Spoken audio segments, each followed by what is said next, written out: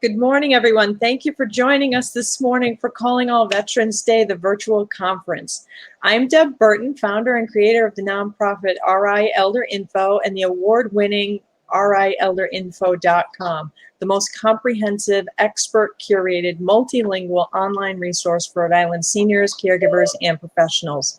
It's our mission to empower people throughout the aging process by providing easy, one-stop access to a comprehensive suite of information and resources.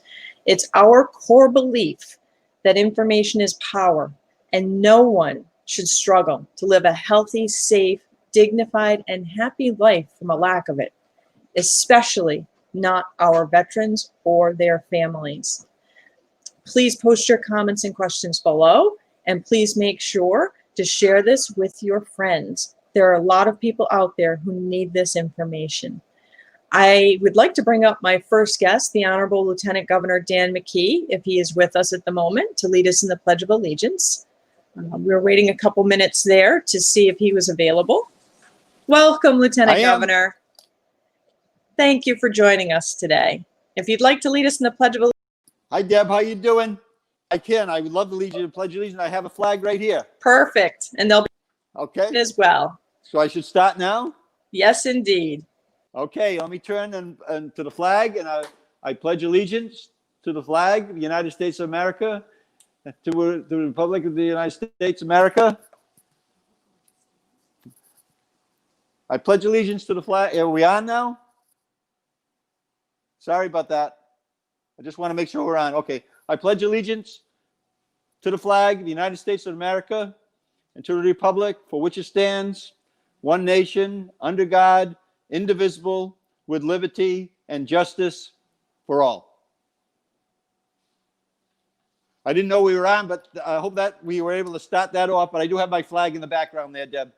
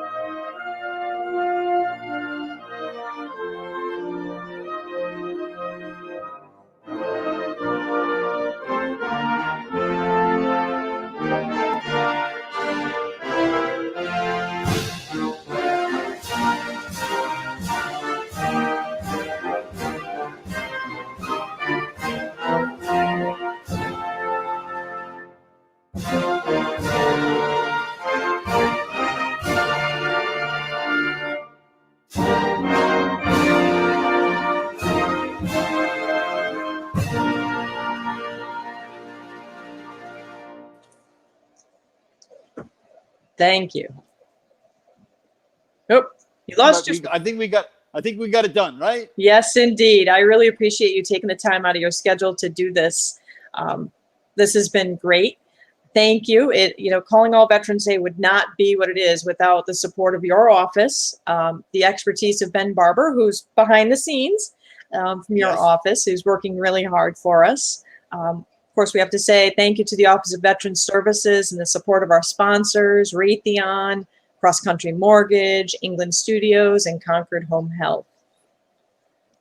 Yeah, well, Deb, thank you for your work, and I'm looking forward to hearing what's going on your program, and encourage. And you were able to join me last night on our broadcast to give a little update on what you're going to do here today. And so I think that everybody who's listening and sharing out this program to all their networks, as we will.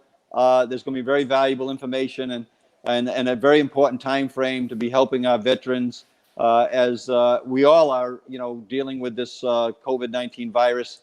And it's put a lot of different challenges in our lives. And the veterans are part of that, group that are challenged. So the information you've delivered today, very valuable, Deb. So thank you for your leadership. Thank you very much, Lieutenant Governor. I appreciate it. Thank you very much. So our premier sponsor, Raytheon, believed in this event while it was still in the infancy planning stages more than a year ago. I'd like to welcome Wade Knudson, Deputy of Naval Power for Raytheon Technologies, to say a few words. Welcome, Wade. Hi, Deb. How are you? Very good. Great. Thanks for much. Thanks so much for having me today, and thanks for the opportunity to be here with this group. Raytheon Technologies is proud to be a sponsor of this year's Calling All Veterans Day event. And it's so important in helping our veterans in Rhode Island find the resources they need to empower independent aging for veterans of all eras and their spouses and their parents. Now, I wish we could have gathered in person, but the COVID-19 pandemic has caused us to once again show our innovation and creativity in conducting this event virtually. And I know it will be a great day for everyone. As a proud veteran with over 30 years in the Navy, both as a naval aviator and test pilot, I feel extremely fortunate for having had the opportunity to serve our country. And like Rhode Island Elder Info, Raytheon Technologies also promotes and recognizes our veterans' identity within our company by increasing their visibility and contributions. Our core values of trust, respect, collaboration, innovation, and accountability are completely aligned with the mission of Rhode Island Elder Care's mission of empowering independent aging for veterans. And through our Ray Vets Employee Resource Group, we provide not only veterans, but all employees who wish to join and support this group an opportunity to understand veterans and help to enhance our collective ability to collaborate, network, and partner together. Now, our veterans' unique experiences, just like for you, the product knowledge they have and the customer-centric insights they're a competitive discriminator for us. And together we harness that expertise to optimize solutions for today's warfighters. So today's virtual Calling All Veterans Day, I know will be a great opportunity for over 9,000 World War II Korean veterans, World War II and Korean veterans to learn the resources that are available to them. This is all on your website, and I learned a lot. 21,000 Vietnam veterans to learn what regulations and benefits have changed and been updated since they've returned home. And they may find out that they're eligible for more services than they might expect. And there's over 15,000 Gulf War and today's conflicts folks returning home and finding that they might be in the role of being a caregiver for their aging parents. So it's a great opportunity for them to learn. And I know that that they will take a lot away from today's event. So once again, thank you for the opportunity to participate. And I hope today is as rewarding as it is educational for all. Thanks again. Thank you very much, Wade, and thank you for the support of Raytheon Technologies. I'd like to welcome Susan Pomfret, the Vice President of HECM Lending at CrossCountry Mortgage, our major sponsor, to say a few words. I've known Susan for many years as a fierce advocate for older Rhode Islanders. Welcome, Susan. Thank you, Deb. Good morning, everyone, and thank you, veterans, for your service. CrossCountry is honored to be a sponsor of this important event, and thank you, Rhode Island Elder Info, for doing this. Together with my coworker, Christine Camoli, who is the Regional Director of VA Initiatives here at CrossCountry Mortgage, we work together to help veterans and their families. We offer home equity conversion mortgages for those 62 or older, reverse mortgages for those 60 and older, and many VA home financing options. We have a branch in Greenville, Rhode Island, and branches throughout the United States. So we're here to help veterans and their families. Feel free to contact me at 401-595-7300 or susan.pomfret@myccmortgage.com. Enjoy this great event. Thank you so much, Susan, and thank you for your sponsorship. I also have to say a special thank you to England Studios, the award-winning web design wizards who designed and built rielderinfo.com and really made it into its own award-winning website. I'd also like to say thank you to Concord Home Health for their sponsorship.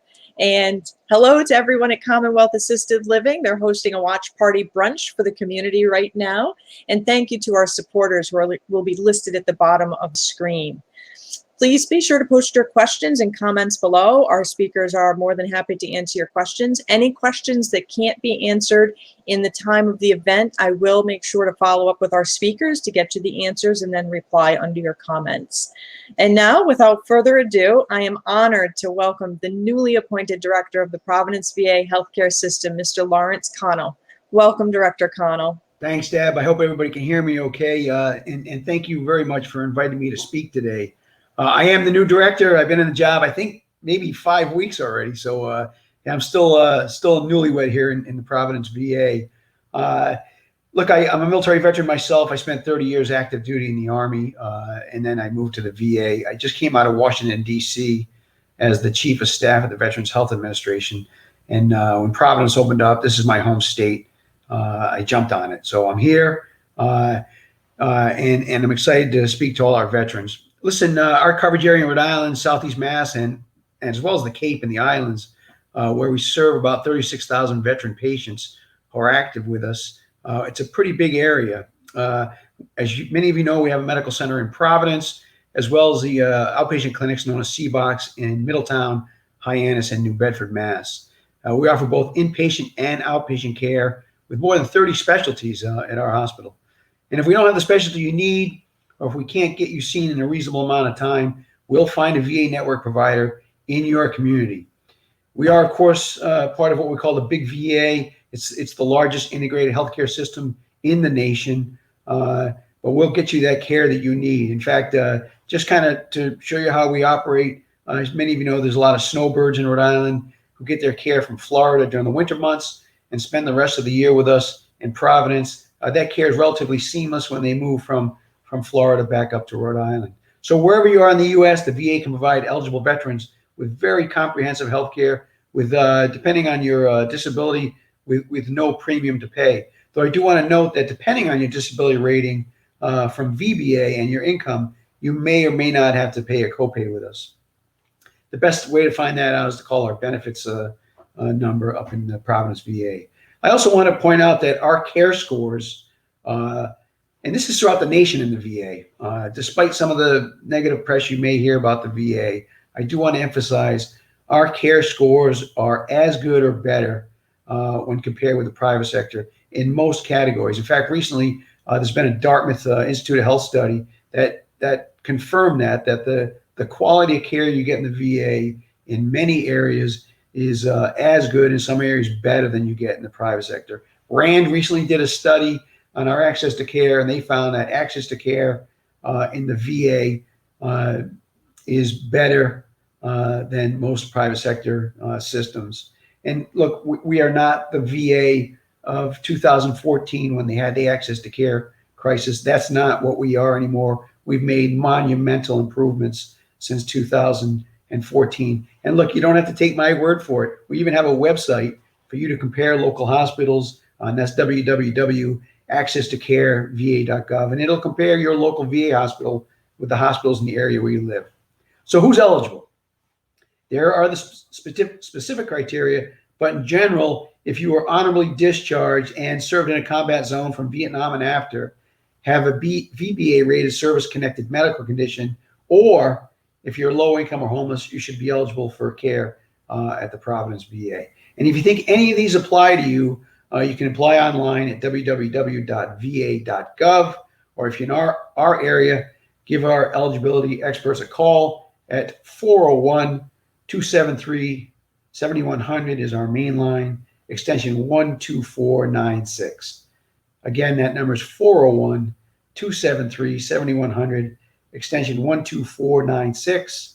And listen, my pledge to all the veterans out there is if you want to come see us and you're having a tough time getting in, or if you want to say what great care you're getting, my phone's open to you guys. Please call at the hospital, and I'll talk to any veteran who wants to talk to me. With that, I will hand it back. Thank you. So, Director, there are a couple questions. I've heard recently that the VA is really trying to encourage our Vietnam veterans to return to the VA healthcare system. Could you speak a little bit more about that? Sure. That initiative? Yeah. So we would, so you heard of the Mission Act, and the Mission Act gave veterans more choice, and that's the right thing to do. And this was kind of a spin-off from the Choice Act due to the crisis in 2014, the Phoenix Access scandal. So the problem with the Choice Act, it was kind of haphazardly put together, wasn't well managed, which spun out the Mission Act, which gave veterans the choice to get their care paid for in the community, paid for by the VA if we couldn't meet the access to care standards, or if we didn't have that specialty in the area. What we want, not just Vietnam veterans, but all veterans. We want all veterans from World War II to OEF, OIF veterans to come into the direct care system to get their health care. You're still eligible to get it in the community if we can't meet your access to care standards. But we ask that you give us a chance because I'm pretty confident you'll be pleasantly surprised at the care you get in the VA. And I've been on both sides of the fence. I told you earlier I was a 30-year active duty officer. I retired as a colonel. The first half of my career I flew medevac helicopters, but the second half they kicked me out of the cockpit and made me run hospitals in the Army. So I know what good healthcare looks like in the military.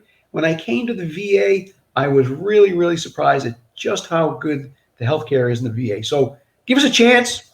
Let us earn your business. Let us earn your trust. There's lots of reasons to come to the VA. If I'm not meeting your expectations, I need to know about it, and I'll do what I can to make you a repeat customer. How's that sound? That sounds absolutely amazing. And when you say coming to the VA, is there transportation available to help our veterans who might have some mobility impairments to get to the care that they need? There sure is. DAV helps us with transportation, and we have our own fleet of transporters in the hospital that will help those veterans that can't drive and need help getting to the hospital. Wow, that's great. It sounds like you've got a wide scope. Are there special services available in Providence for our women veterans? Oh, yeah. Let me talk about the Women's Health Program, and I'm pretty excited about that.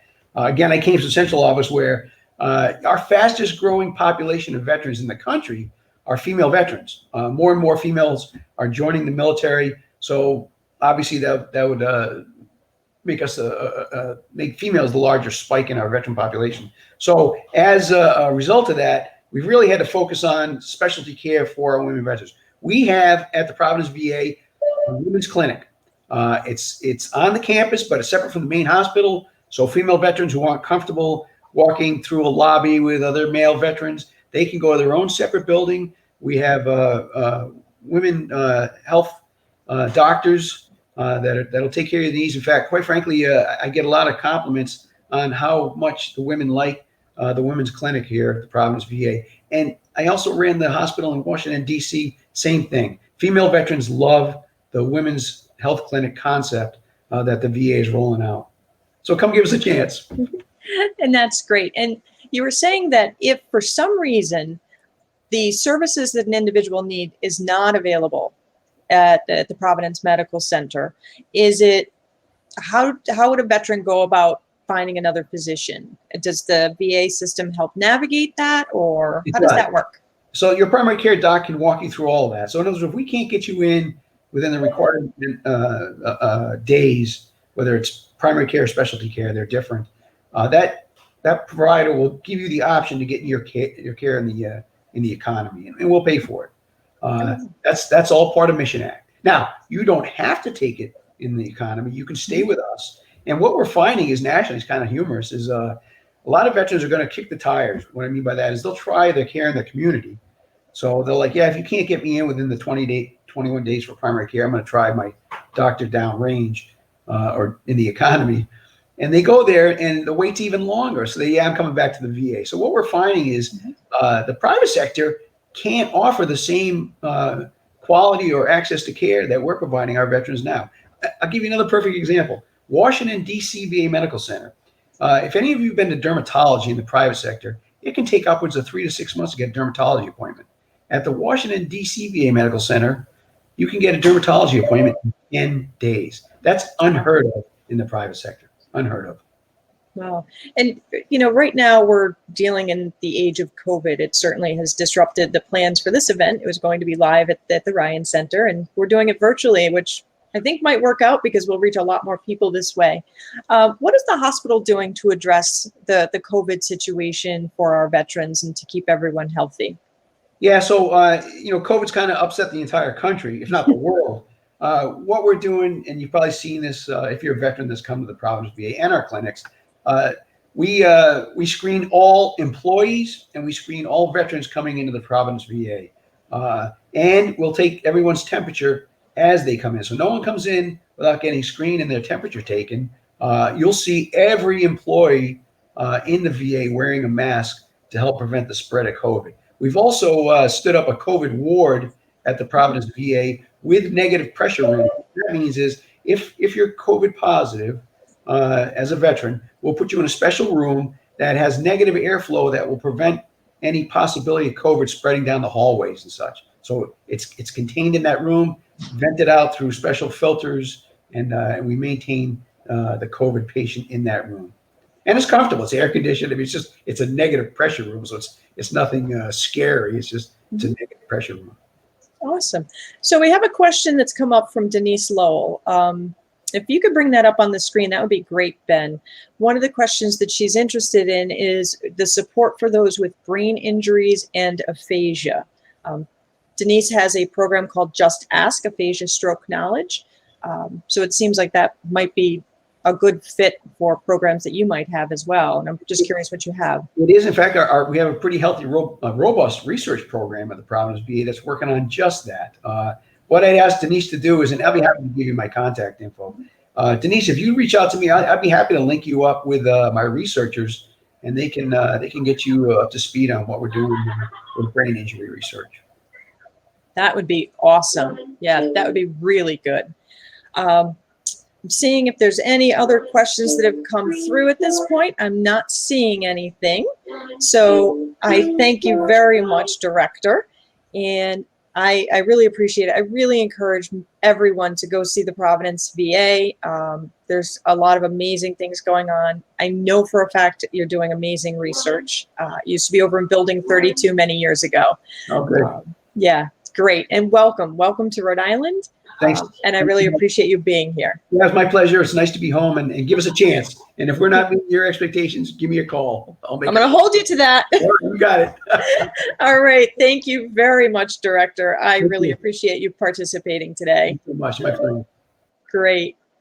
So my next guest is Rhode Island Veterans of Foreign Wars Senior Vice Commander, Dora Vasquez-Hellner. Dora told me some amazing things that the VFWs are doing in Rhode Island, and I knew I had to have her on the show.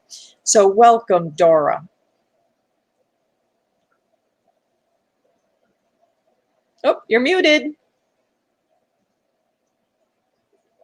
Ben, can you unmute her? There we go. Can you hear me now? Excellent. I can hear you now. Thank you. First, Deb, I want to thank you for inviting me this morning to participate in this wonderful program.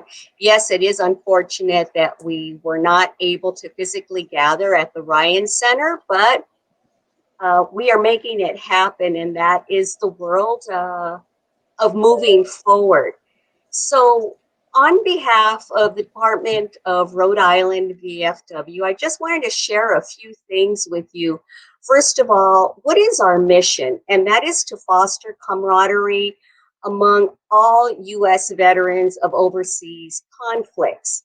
And our vision is to ensure that veterans are respected for their service, always receive their earned entitlements, and are recognized for the sacrifices that they and their loved ones have made on behalf of this great country. Now, who are we? The Veterans of Foreign Wars of the United States is a nonprofit veterans service organization comprised of eligible veterans and military service members from the active, guard, and reserve forces. We can trace our roots back to 1899, when veterans of the Spanish-American War and the Philippine insurrection founded local organizations to secure rights and benefits for their service. Many arrived home wounded or sick and there was no medical care or veterans pension for them, and they were left to care for themselves. And so moving forward, they banded together and formed organizations that would eventually become known as the Veterans of Foreign Wars of the United States. And at that point, chapters started popping up throughout the United States. And today, our membership stands at more than 1.6 million members of the VFW with its auxiliary, with more than 6,129 VFW posts worldwide. When we look at the structure of the VFW, we can start with the post, which would be the equivalent of our towns. Then we move to districts, which is our counties, and department, which is the state level, and then our national level. And our voice has been instrumental in establishing the Veterans Administration, development of the National Cemetery System, the fight for compensation for Vietnam vets exposed to Agent Orange, and for veterans diagnosed with Gulf War syndrome. In 2008, we won a long-fought victory with the passing of a GI Bill for the 21st century. And this gave expanded educational benefits to America's active duty service members and members of the Guard and Reserves fighting in Iraq and Afghanistan. We have also been the driving force behind the Veterans Access and Accountability Act of 2014, which requires hospital care and medical services to be furnished to veterans through agreements with specified non-Department of VA facilities if the veterans and continually fight for improved VA medical services for women veterans. We have helped fund numerous memorials throughout our capital. And in 2005, the VFW became the first veterans organization to contribute to building the new Disabled Veterans for Life Memorial, which opened in November of 2010. And in 2015, we became the first supporter of the National Desert Storm War Memorial, which is planned for construction at our nation's capital. We have many programs and services that work to support veterans, service members, and their families, as well as communities worldwide. No one does more for veterans than the VFW. Our core values always put the interests of our members first.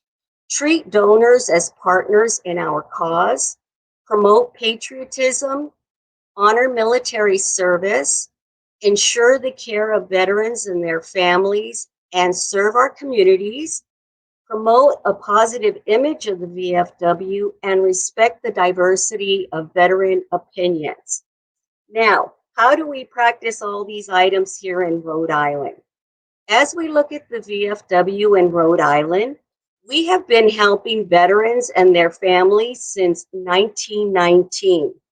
We have 23 posts throughout the state, and we represent, over 3,500 veterans. Excuse me. A little known fact with VFW history in Rhode Island is that the first VFW National Legislative Convention was held here in our state.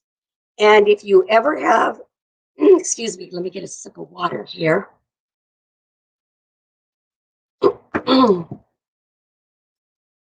Okay. If you ever have the chance to go to our department headquarters, which is in Providence, across the street from the department, state capitol building, we have a photo there from this event that shows several World War I veterans and the Ladies Auxiliary that was taken on the steps of the Providence City Hall.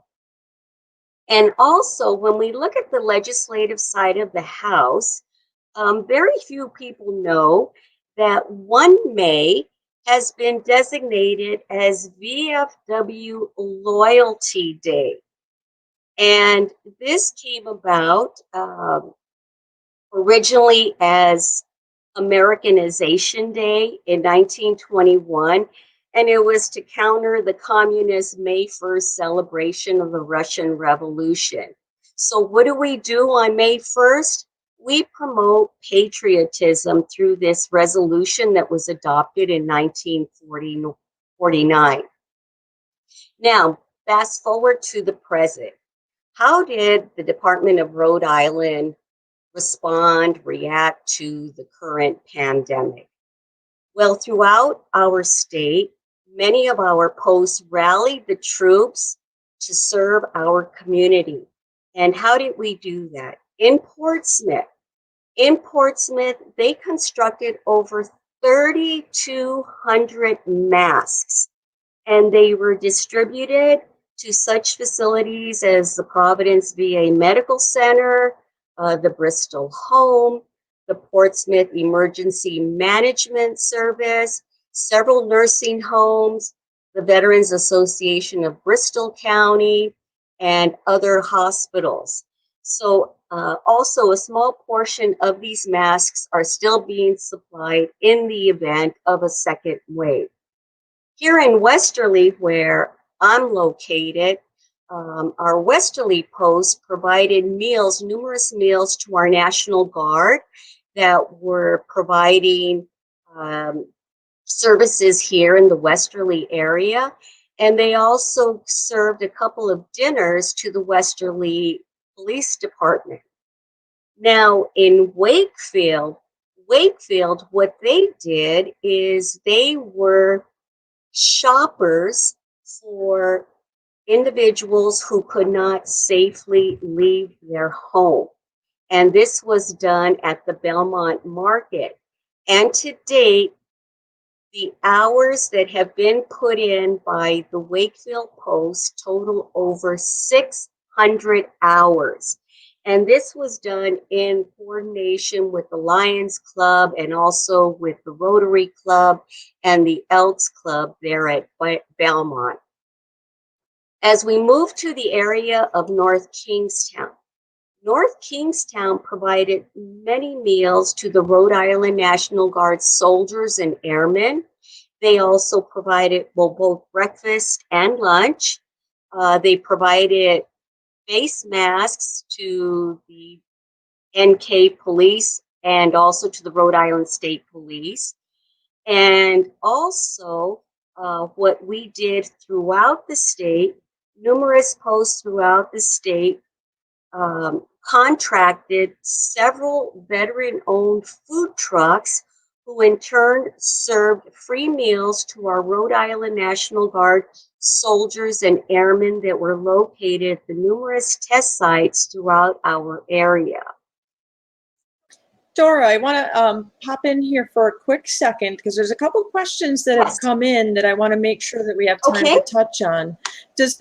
Does the VFW help people? Ann Simpson was asking, do you help with the application for survivor benefits? For survivor benefits, what we can do is we have veteran service officers, and they have all the required information for survivor benefits. And on the screen, the number that everyone is receiving is to our department. And then the department secretary and adjutant will be able to put the individuals in contact with the respective points of contact for those different items. Great. And Sal Sacco had another question. Who is eligible to join the VFW? Is it for all veterans, all of the age groups? Okay, that is a really great question. And you know, I will tell you before I go into that answer is that veterans always ask, well, why should I join a veterans organization? Well, I will tell you that it's strength in numbers, be it at the state level or at the national level. When VFW at the national level steps forward and says, we are supporting this bill because of 1.6 million veterans and family members, that has a huge impact. And then the same here in Rhode Island, the VFW represents 3,500 veterans. So again, when we go forward to present different issues, that's where the strength in numbers come in. Now, as far as eligibility is based on, number one, you must be a U.S. citizen or U.S. national. Number two, honorable service. You must have served in the armed forces of the United States and either received a discharge of honorable or general under honorable conditions or be currently serving. And then lastly, service in a war campaign or expedition on foreign soil or in hostile waters. And again, if you are discharged, then this would be proven by your DD-214, your official document that states your discharge status and all your military history on that. But if you are still serving, that can be easily verified with your orders, the official documentation that moves you from point A to point B. So that is the eligibility. Wow. So the VFW, is it part of the VA system? Is it a nonprofit? How are your financial, like, how do you financially get these monuments going and things like that? Ooh, really good question, Deb. Number one, we are a nonprofit. And so we rely solely from donations. And every year you will see one of our big fundraisers are the Buddy Poppy. And traditionally the Buddy Poppy, we seek donations on Memorial Day and then again on Veterans Day. Unfortunately, again, because of this year's situation, we were not able to hold our Buddy Poppy drive.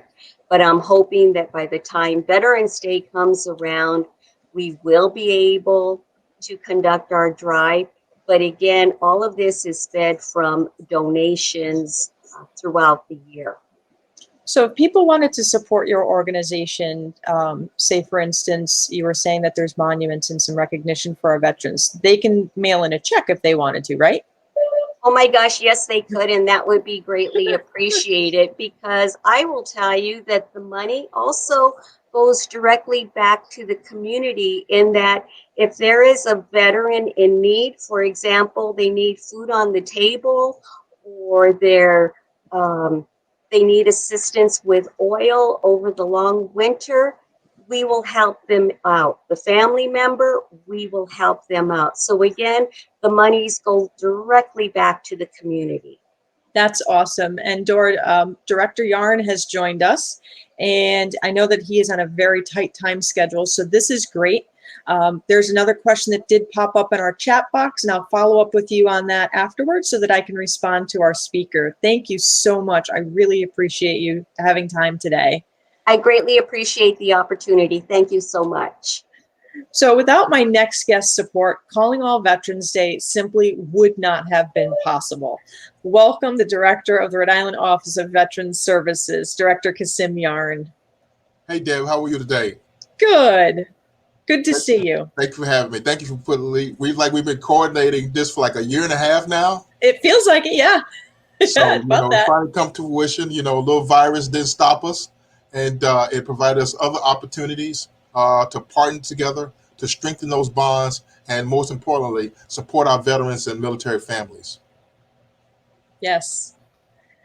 And so, Director, what things are your office responsible for? What would someone go to your office for information for? What can you help people with? Well, simply put, any and everything. Our office is here for veterans and military families. When you first walk into our office, you see a sign that says "Welcome Home," and that means so much. So, at any place in Rhode Island, if you have a veteran and military family that has a concern or question, look no further. My office is here to support you in all your endeavors. Are there specific areas that your office is responsible for? So all things veteran affairs related. We partner directly with our federal VA partners, which you had went on earlier. And again, they've been tremendous partners.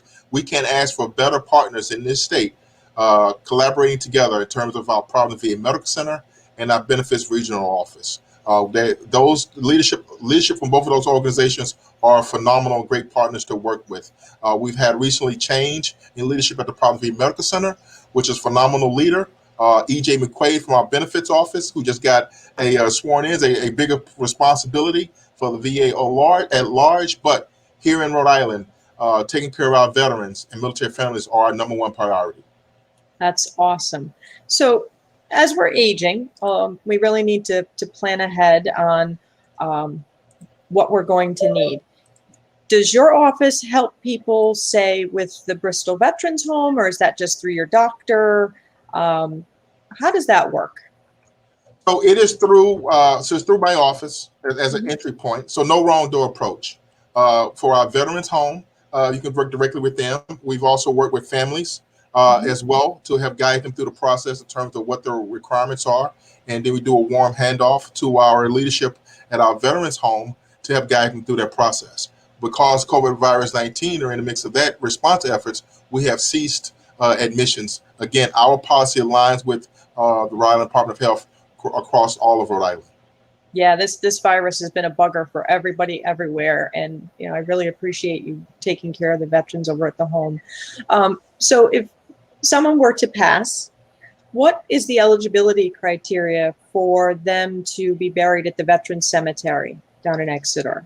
So right now, the current requirement is that you have to be a Rhode Island resident for 2 years. You have to serve on an minimum active duty time 90 days, war in that regard to as well. And so our website, vets.ri.gov, click the tab and they give you all the requirements too. And also we ask in terms of planning, end of life planning, we ask that to pre-register, pre-qualify. That makes life easier. As you know, it's difficult during bereavement period to try to focus on every little nitty detail. And it's so hard for families. So we ask if you can, try to prearrange what your wishes are. That's going to make your life easier for your family, surviving family members. Also, too, help us assist your family with navigating those waters during that bereavement period.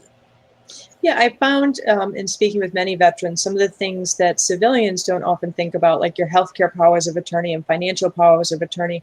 Many times the veterans have already had that conversation because they're in situations where those things might become extremely important extremely quickly.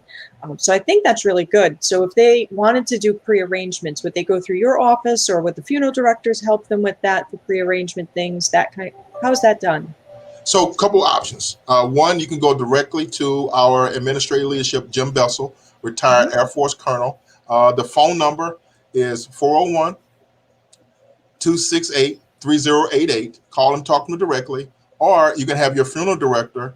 So obviously beforehand, it would be the family member communicating with our leadership there at the cemetery. If it's, once the family member has passed, unfortunately, then we recommend that the funeral directors work directly with our leadership. And kudos to the Rhode Island Funeral Directors Association. They've been tremendous partners through this entire ordeal, and working together has been tremendous. Mm-hmm. Now, I think your office is also responsible for assisting veterans in other ways, for housing, shelter, food, job development. Tell me about those programs. So all of the above. Thank you so much for bringing it up. So we're tracking 13 categories, anywhere from employment piece to, of course, housing, what have you, the veterans home, the cemetery, all the mortuary affairs, all those umbrella underneath our purview. And so what we do, we have now what we call Rhode Island Serves, riserves.org. And so this is a way we can connect veterans and military families with services. We have over 55 partners that are in our network. Now we're in the process of expanding across all of Rhode Island. So that way, again, back to the no wrong door approach via the Office of Healthy Aging, dealing with your team or another agency to work together to connect those veterans and military families to the services that they have.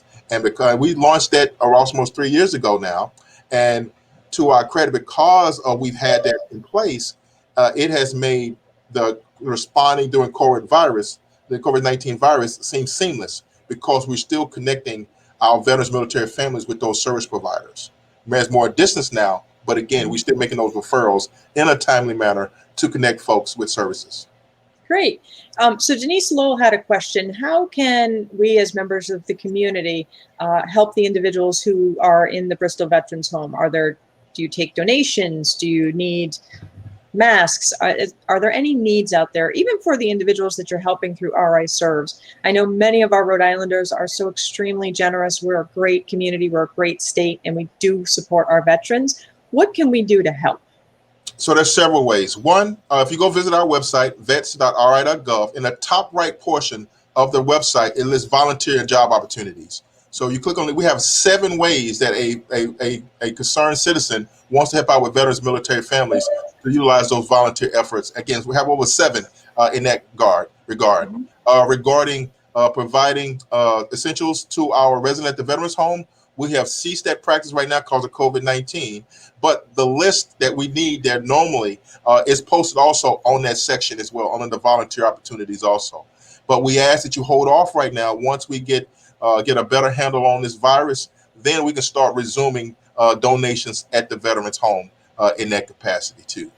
Yeah, and I've spoken with you about this before. I don't come from a military family, but for me, I feel as though when a man or woman signs on the dotted line to possibly give their life for me to have freedom and ease of life, it's my responsibility. It's all of our responsibilities to make sure that our veterans and our military members get what they need to be able to live with ease and freedom in their life. Absolutely. And this is why partnerships network is so important in our collaborative network, working with together, because we have so many great organizations out there doing so phenomenal work for our veterans, our military families. Let's work together to connect them with those services, and especially in a COVID-19 world, because we all have hardships and family members that have struggled through this process, especially when we're talking about the mental health aspect of these things. And so these type of venues in terms of Zoom calls, Facebook, what have you, all of these StreamYard, all of these tools that we have at our disposal to do a better job at connecting with others to address the mental health aspect of this as we continue to combat COVID-19. Yeah, this virus has just taken a toll physically, emotionally, everything. I know that you have to go. I know your time with me was very limited. Just going to check to see if there's any quick questions that are coming in. Let's see. So do you help spouses of veterans if they're coming in and speak to you? Absolutely. Absolutely. Okay. And veterans and military families, anytime you hear me say veteran, I say and military families. You know, General Callahan talks about how being a military service member, you take that oath, you volunteer. Well, family members are kind of what voluntold if you're in that regard too as well. So our services, as a matter of fact, regarding our aging population, majority of our respondent clients are the family members reaching out to us. Hey, mom and dad, they're transitioning. How can we assist? What can we do? Blah, blah, blah. And that's where we are to support them as well. Oh, that's awesome. That's awesome. Well, I know that you have to run, unless I can keep you for a couple more minutes. Absolutely. We go a little bit. This is great. This is good stuff. No, but you and I have been talking about this today for literally almost 2 years. It feels like, to fruition. This is great. Yes. Look at all the response you got to. So this is worth the work. So thank you so much for partnering. And I fully recognize this wouldn't have been possible without the support of you and your office.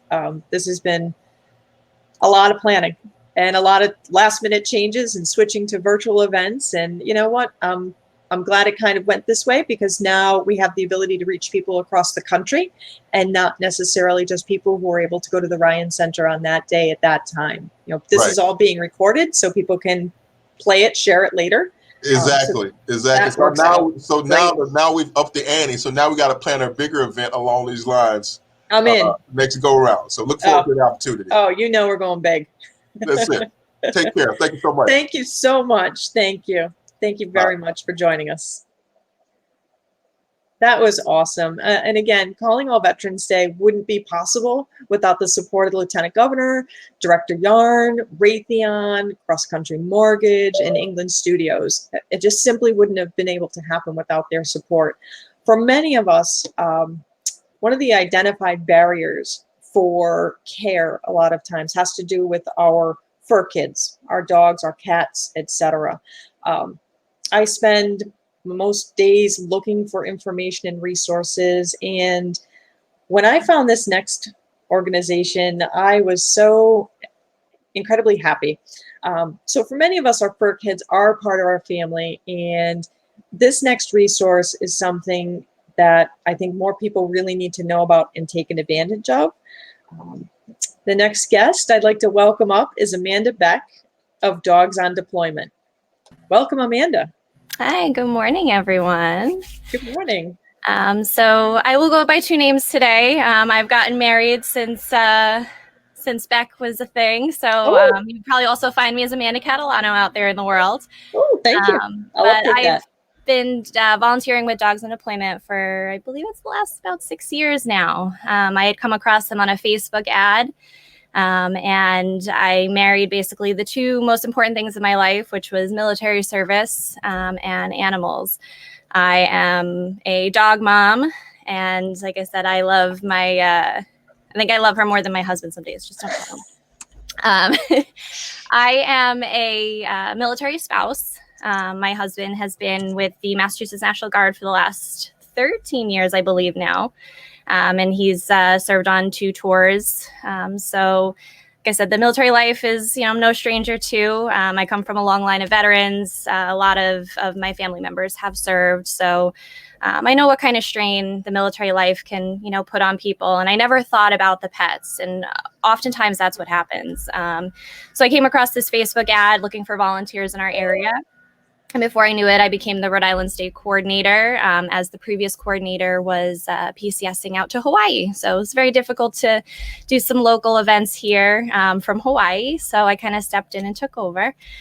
So for those of you who don't know what Dogs on Deployment is, we are a 501c3. We are a national nonprofit. So we have coordinators all across the country.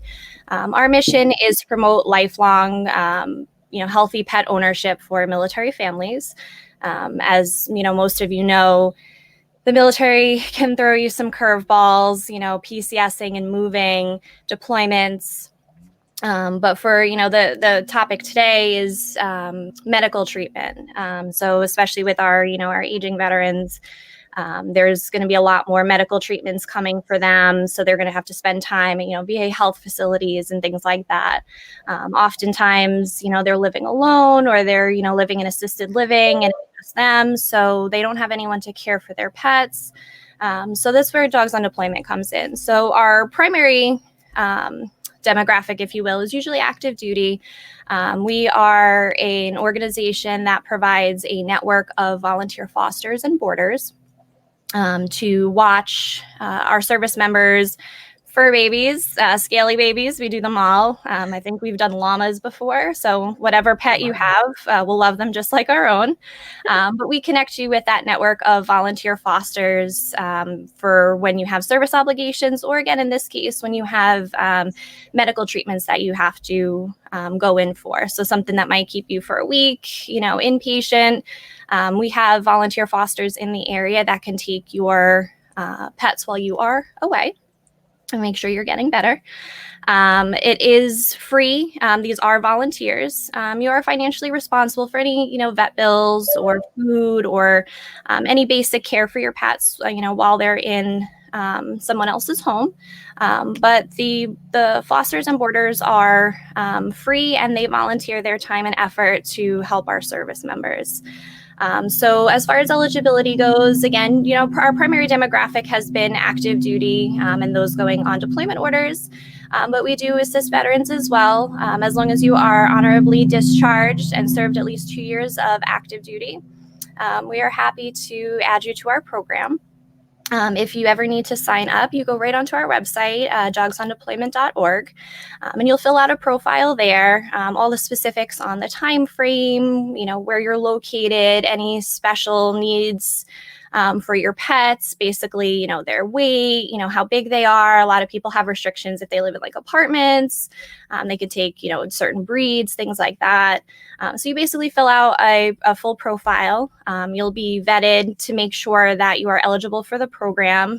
So for any medical treatment, you just need identification, a DD-214, and a letter from either your VA healthcare provider or whatever healthcare provider is having you go in for the service, just stating that there is a need and that you will be unable to take care of your pets. You upload that right into our system. Once your profile is approved, you are allowed to access our border network.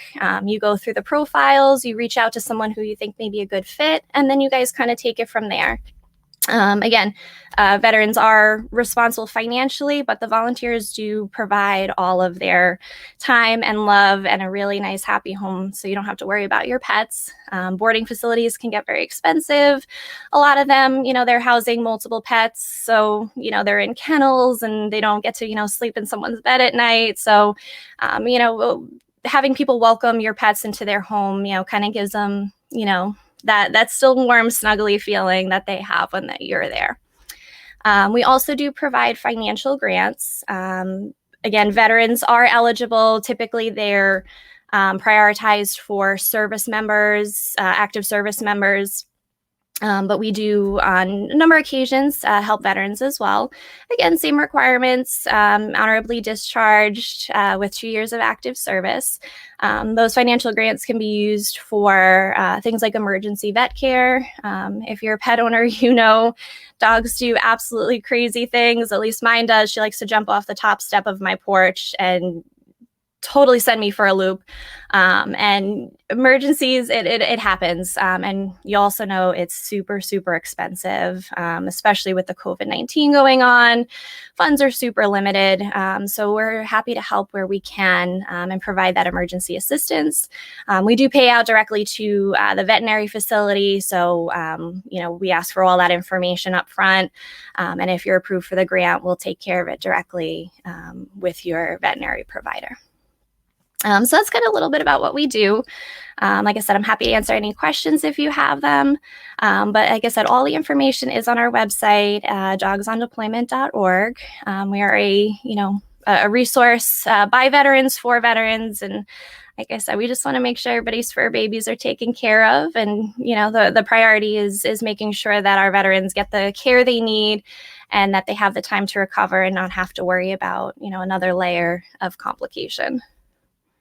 So is Dogs on Deployment, is it a nationwide or is it only here in Rhode Island? So it is nationwide. We have coordinators all across the country. It is 100% volunteer. No one in our organization gets paid, right up to our founders and CEO.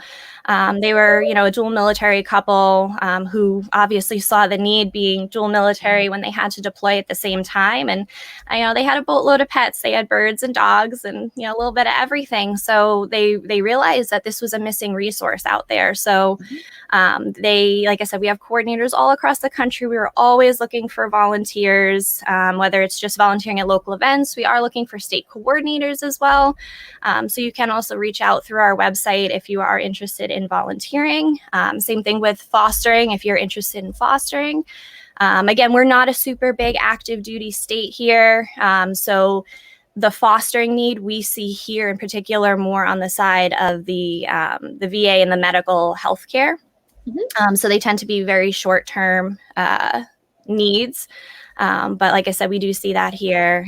So like I said, if you happen to be across the country right now, there's more than likely a local coordinator in your area. If not, you're interested, you can always reach out. We're happy to add to our team. Yeah, that is awesome. Yeah, a couple of people are asking, how do they sign up to be a foster?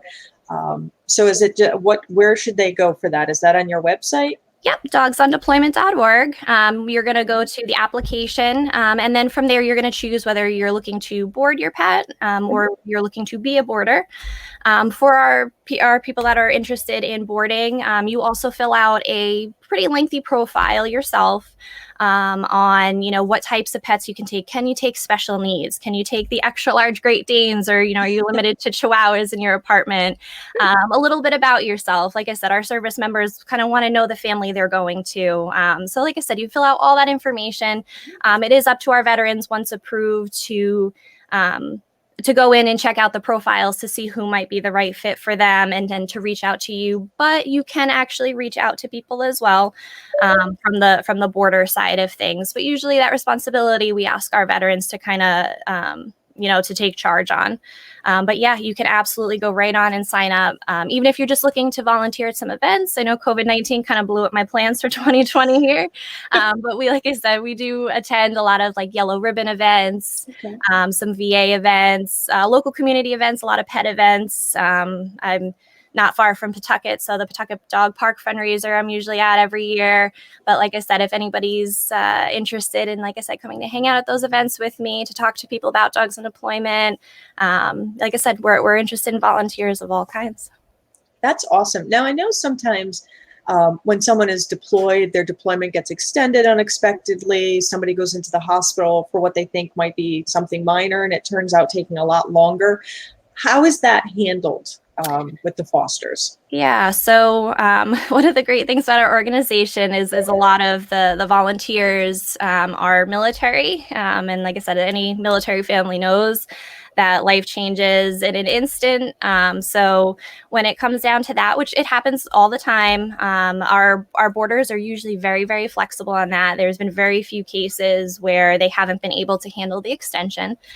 So in that case, Dogs on Deployment will help facilitate finding a new boarder. It is up to the service member to choose somebody, but we'll help facilitate that as best as we can. We know, being especially overseas, it can be tough to communicate. Like I said, it depends on the day over there, where you are. So we'll help facilitate that. Otherwise, the veterans are given borders alike, there is a contract that you guys fill out with each other. And on there is basically emergency info for someone in an emergency that will be able to kind of back up.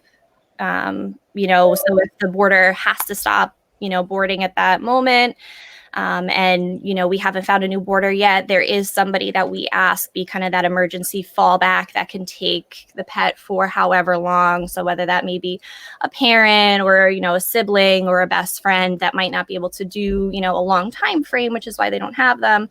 But it's just that brief backup. So again, we help facilitate. We don't choose. We don't, do any of that, but we will help facilitate. That's good. And I'm assuming, like most things, the animals need to be up to date on their shots and all those health records. Yep. So they obviously have to be up to date on everything. They also do have to be spayed or neutered unless they're under a year old, in which case we just need a note from your vet saying there's either a medical condition or, they're too young to be spayed or neutered. But like I said, we, our boarders, as much as we're here for our veterans, we're also here for our boarders. So, we've gotten a lot of feedback over the years about the importance of the spaying and neutering. And again, obviously, we're very pro spay and neuter, for a multitude of reasons. So, we want to see those happy, healthy pets. So, like I said, we do ask that they be up to date on everything, spay and neutered. And then again, any medical reasons, we know sometimes things, can't happen. As long as you have a vet's note to kind of back that up, we're happy to help. That's awesome. Is it just dogs and cats, or? Nope. So we've done a little bit of everything. Like I said, I believe we had a llama out in the Midwest. It might have been a rumor. I don't know, but I'm pretty sure. Family's family to us. Like I said, if we have fosters in the area that are capable, we're more than happy to accommodate. Obviously, cats and dogs are most common, but like I said, we've seen small animals like hamsters. I think we've seen snakes, lizards, like a bunch of things like that. Again, scaly babies too. we don't discriminate here. Like I said, everybody's got someone different in their life that they love. We actually have a boarder in associated with the Pawtucket Dog Park that her and her daughter have stables and can take care of horses. So in our local area here, we do have somebody that can actually foster and board a horse if needed. So like I said, we got, it depends on our, our boarders in the area, but we'll gladly board anything. That is absolutely amazing. I've heard firsthand how much taking care of our pets before ourselves has sometimes been a barrier to care. So when your resource was shared with me, I was really excited because it's just so important, because pets are really, they become part of our family. They help reduce social isolation. They help reduce loneliness. They're there with us. So a lot of times they're the reason that, we're getting out of bed. We might not want to get up at 5 a.m. to let someone out, but it's good. It's getting us out of bed. Absolutely. So I really appreciate the work that you're doing. I think it's absolutely amazing. And you said you're a nonprofit and you weren't able to do your fundraiser. So if people wanted to support your efforts, Dogs on Deployment efforts, what should they do? How can they help? Yeah, so like I said, everything is right on our website, dogsondeployment.org. There are, like I said, areas to sign up to volunteer, sign up for the need for boarding, and you could also make donations there. I know, like I said, across the country, we kind of got slammed like everyone else with a lot of our fundraising events. Again, we are strictly a volunteer organization. So all the donations that come in go right into our veterans programs. Like I said, none of us get paid to do what we do, again, including our CEO and our founders. We put all of the dollars that come in right into our programs that go right back to, our veterans and our service members. So again, I believe we are up to $750,000 in grants over the last several years that have been given out. So like I said, we're, very appreciative. Again, I know everybody's a little strapped right now, but if anybody does have, anything to spare for us, we're again, always happy to get that into our programs and help our service members. That's absolutely amazing. And as much as $750,000 sounds like a lot of money, as RA Elder Info is a nonprofit, money goes much faster in ways that you never even thought of.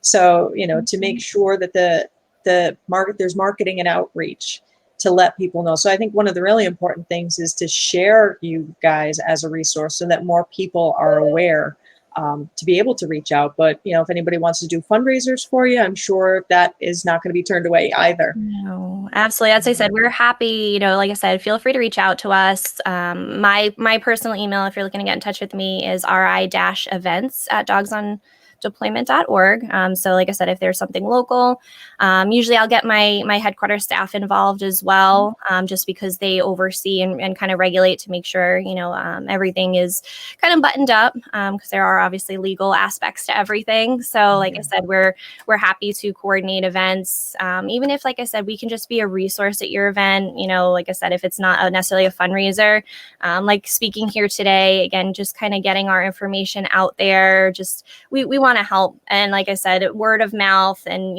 just kind of spreading that is so helpful to us. You can also check out our Facebook. We also post our pets in need on there.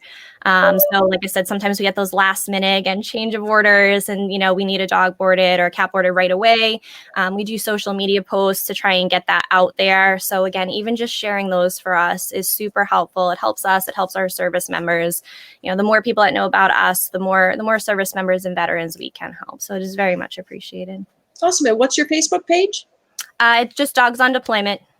Nice. Nice Simple. and easy. Yes.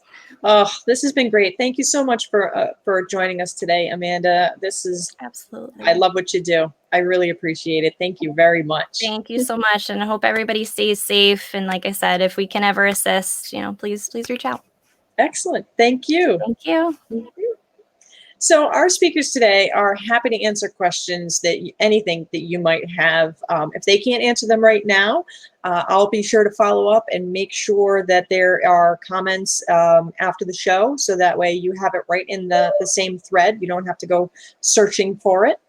So we want to make sure and encourage people to ask questions, particularly of our next couple of guests, because the information they're providing is going to be really helpful in a cost way. So too often I have witnessed veterans, their spouses or family members really struggle to find the resources that's going to enable them to be able to age independently, and how to cover the costs associated with being able to age independently. And I've seen in the thread here today that a number of people are starting to ask those questions about resources for the veterans and for their spouses. My next guest is a federally recognized expert in veterans benefits. Here to speak on the aid and attendance benefit is my friend Rachael Garcia. Welcome, Rachael.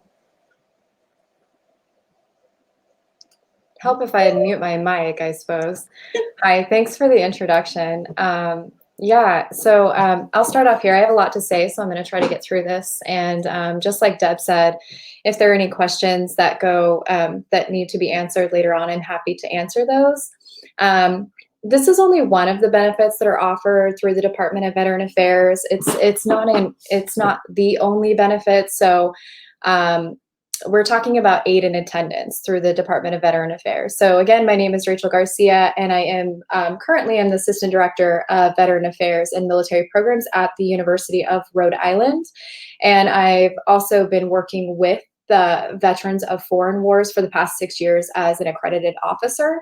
So due to the complexity and subjection of each individual person, I will be speaking about aid and attendance in very general terms. So this isn't, there's different types and forks that kind of go off in the criteria and eligibility of this benefit. So again, I'm going to be speaking in very basic general terms here, just so you have an idea that this benefit exists if you didn't know that already. So what is VA aid and attendance? The aid and attendance benefit available through the Department of Veteran Affairs is a benefit for folks who require the aid and attendance of another individual to perform the personal functions required in everyday living. So aid and attendance provides an additional fund to eligible applicants who need care in assisted living residences, skilled nursing facilities, or those receiving in-home care. And you can't receive aid and attendance and housebound at the same time. So you have to pick and choose which one you'd like, to qualify or get that benefit for. And I can always answer those questions about housebound later as a separate benefit to the aid and attendance. So who's eligible for this? So veterans, spouses of veterans, surviving spouses of veterans, some parents of deceased veterans, and dependent children. And so if the applicant is a surviving spouse, for instance, of a veteran, the deceased veteran must meet the requirements, and the spouse must also meet the requirements on their own. The benefit is designed for veterans in mind. Spouses and dependent children can be offered this benefit due to support either the family need or the veteran themselves. So that's what it's designed to be. Applicants, you must apply and be eligible for VA pension, which I'll get into a little bit, VA compensation, which I'll get into a little bit, VA dependency and indemnity compensation, also known as DIC. If you don't know what DIC is, that's a good question to ask someone like myself or another veteran service officer in your area. If you're outside of Rhode Island, you can usually find veteran service officers at your VA regional office or sometimes in your counties. Your counties will sometimes have veteran service officers that are offered as a resource to you. So it's a good idea to maybe check in with some of those local organizations. VFW is not the only organization that does these types of benefit claims. AMVETS, DAV, American Legion, Vietnam Veterans of America. There's a lot of really great organizations out there that can help facilitate and process claims. I don't make the decisions, the VA makes those decisions. I just help with the paperwork and all of the complexity and the laws and the policies and explaining those to either the veteran or veterans' families. So just to be clear, I don't make those decisions, but I'm happy, and all VSOs are happy to help support you during that process. So continuing, so again, the eligibility, right? You're eligible as a veteran, a spouse of a veteran, a surviving spouse of a veteran, some parents, which is extremely rare for me to file, and then dependent children as well. So, and you must also, so a veteran also must have served at least 90 days of active military service.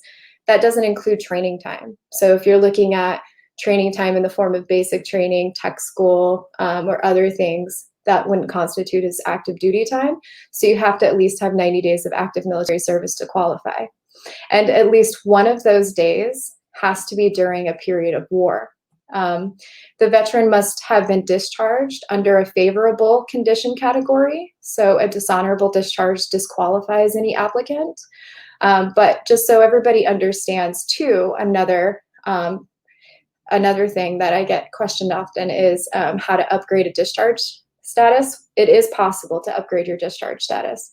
There are certain criteria that you have to meet in order to upgrade, and a VSO, a veteran service officer, can help assist you in that process of upgrading your discharge.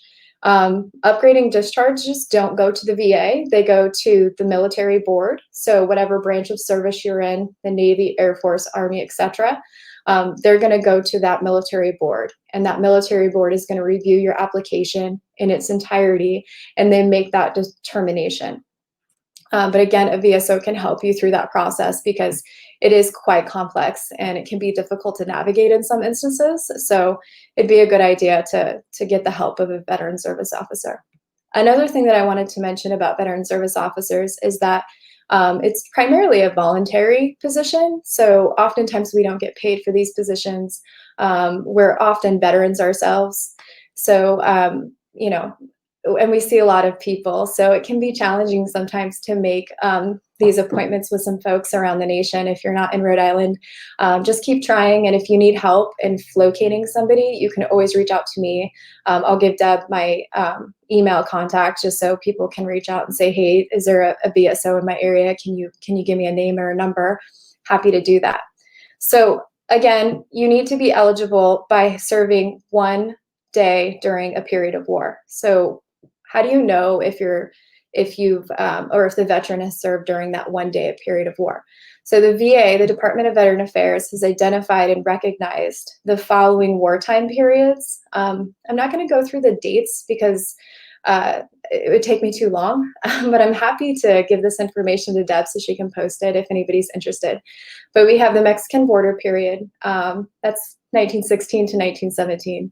Unlikely that I see these veterans come in and seek services, but and then we have World War I, World War II, the Korean conflict, Vietnam era. So there's two types of Vietnam eras here. We have one that is boots on ground, which started in 1961 and went all the way to 1975. And then we have during the Vietnam War. So somebody that was served outside of the Republic of Vietnam. We had some folks that were in Guam, you know, and et cetera, serving in response to Vietnam, but didn't make it to Vietnam. So those types of periods of war count. There's different dates for boots on ground in Vietnam and then during the period of Vietnam. And then we have Gulf War. So that's 1990 and on. We're still at war. OIF, Operation Iraqi Freedom, ended a little while ago, but we still have people in country, and we still have Afghanistan and other things that are going on. So presently, we still have wartime veterans that would be eligible for this benefit. So, and also service in combat is not a requirement. So you don't, like I said, with Vietnam, you don't necessarily have to be boots in country. You just had to have served at least 1 day during a wartime period that is recognized by the VA. So we have two kinds of ways to get this aid and attendance benefit here. We have the pension requirements, which is the basic pension requirements, and to be eligible for that as a veteran, you have to be 65 or older with no or limited income, have a permanent and total disability, receive supplemental security income, receive Social Security disability insurance, reside in a nursing facility or other care. And so that's kind of some of the basic requirements for pension. There are others other requirements that you can meet in eligibility for this pension. So again, just checking in with a veteran service officer is the best thing that you could do, because like I said early on, it's so complex and so subjective on different families and other things and how the VA kind of navigates this. So, and then we have the compensation portion. Compensation is a benefit that goes directly to the veteran. This is if you have compensation, you do, right? Because you're receiving this monthly benefit every month, because of a service-connected disability.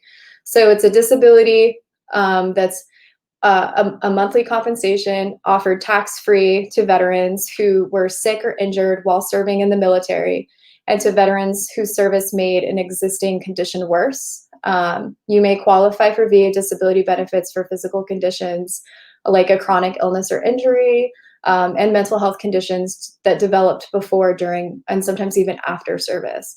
But remember that compensation for military service connected disabilities, you have to have some form of link that it happened while you were in the service. And a VSO can kind of help you navigate what that looks like.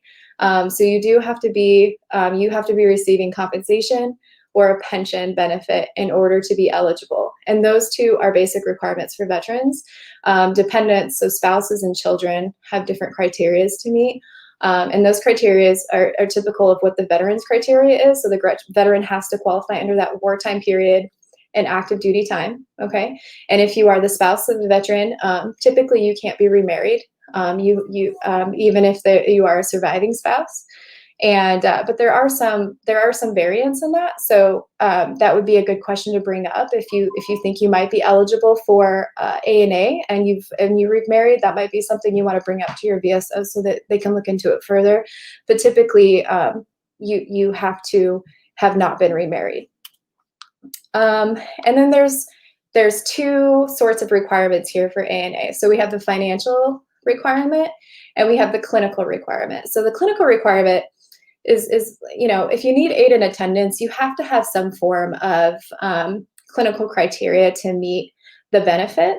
So that is being bedridden, except for medical and therapy appointments and treatments. Oftentimes I get asked, but I have to go to my doctor's appointment. And if you're in bed most of the time, or your house, if you're in your house most of the time and you can't leave due to your condition, you're bedridden. You have the ability to go to your doctor's appointments and go to the pharmacy and other things to get your needs met.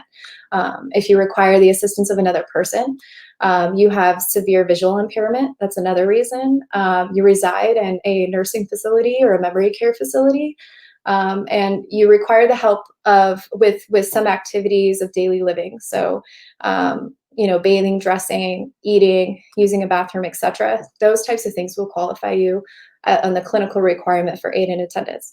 So the financial requirement for aid in attendance is much different than it was a few years ago.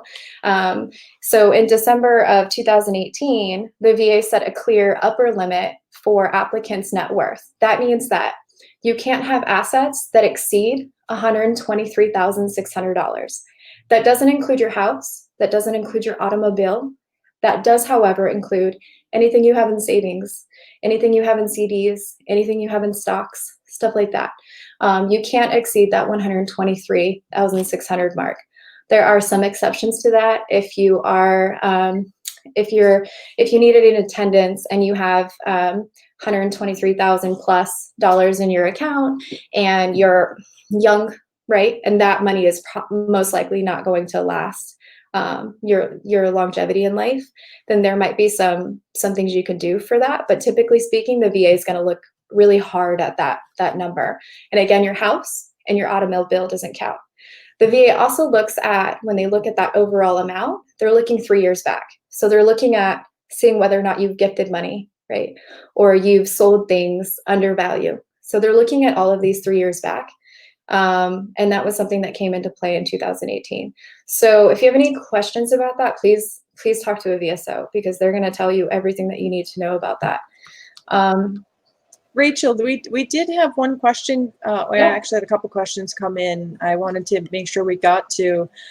Meg Worth is asking, And you kind of touched on this a little bit. Are the income guidelines for the aid and attendance, are they the same if it's the veteran Yeah. applying or Family if it's income. the spouse? So if you are the spouse applying, it's going to look at the Okay. veteran. It's going to look at your overall family income. So if you're married, they're going to be looking at your spouses as well. So yeah, 123,600, or that's not income. Sorry. That's your savings. Your income, to qualify for pension, you have to be in or below the congressional recognition of what that looks like for poverty, which I think is like 200% below the poverty line. I have some numbers here, I think.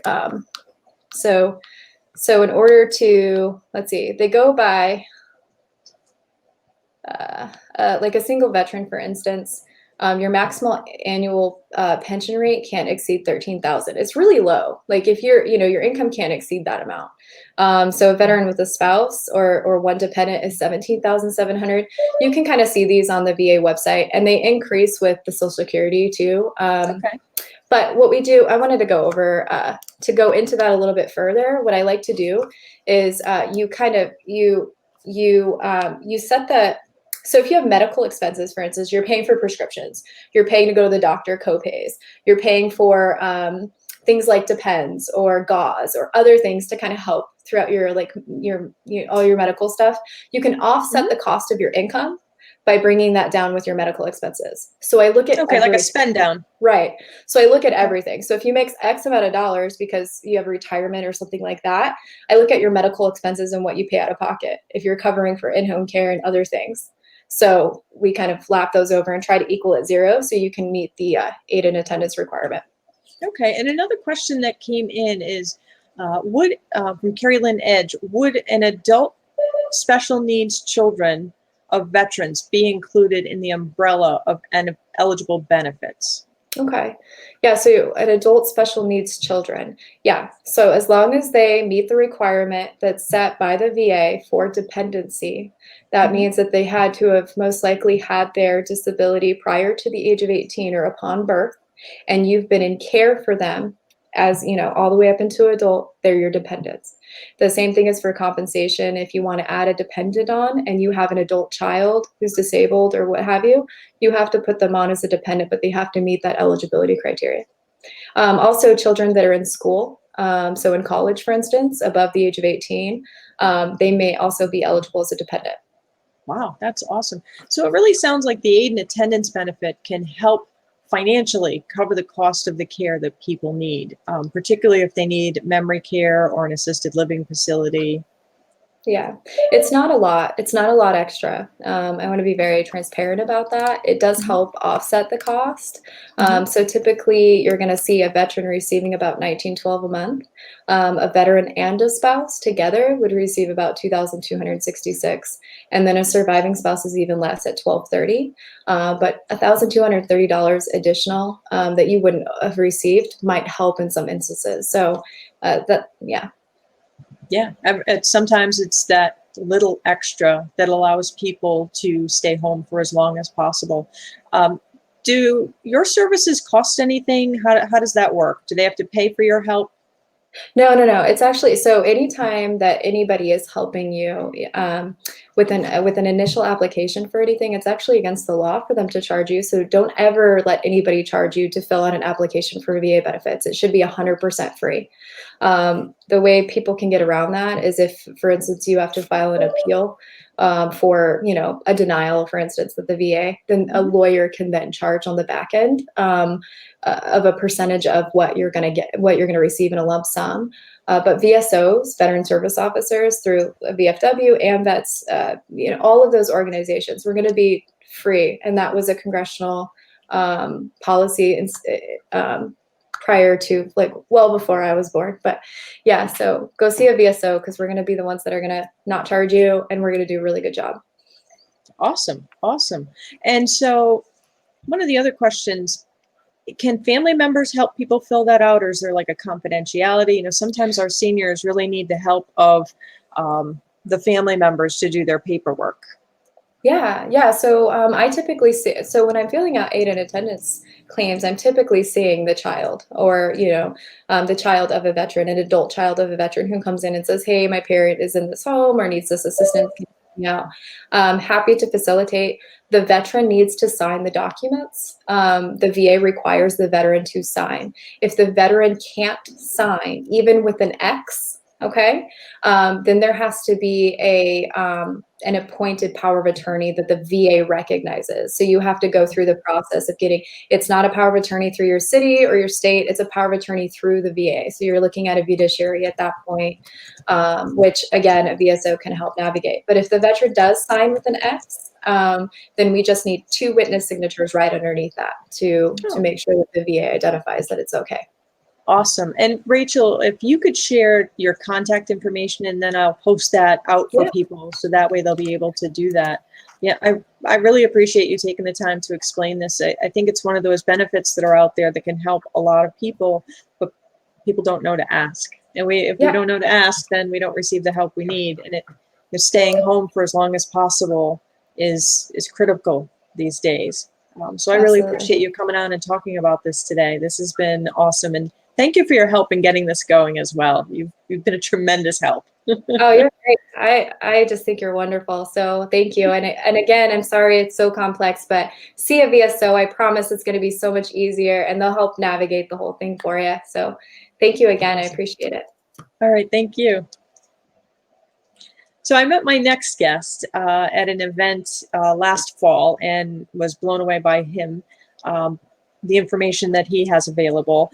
My next guest is the Veteran Outreach Specialist at the Providence Vet Center, which is actually located in Warwick.